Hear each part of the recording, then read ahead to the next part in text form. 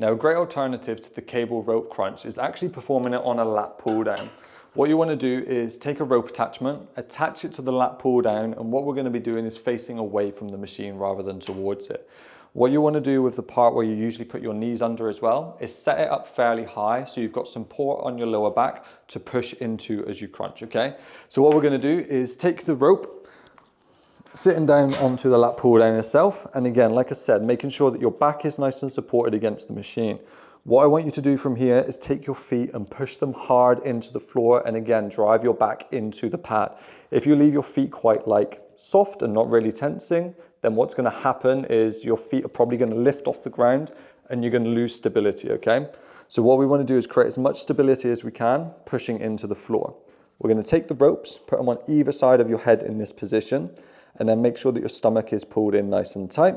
And then from here, I want you to thinking about rounding your spine as much as you can, and then slowly releasing on the way up to the top, okay?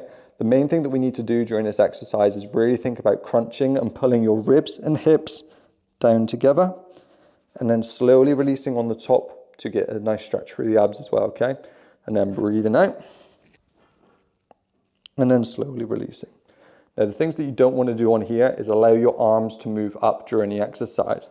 If your movement's looking a little bit like this, what you're going to end up doing is using a lot of momentum in your arms to pull down into position. This is why we need to stay nice and fixed here. As soon as I'm fixed in this position and focused on crunching, here, it's now all my abs, okay? So the main role of the abs is to basically pull the ribs and hips together. So that's the main thing that you want to think about, right?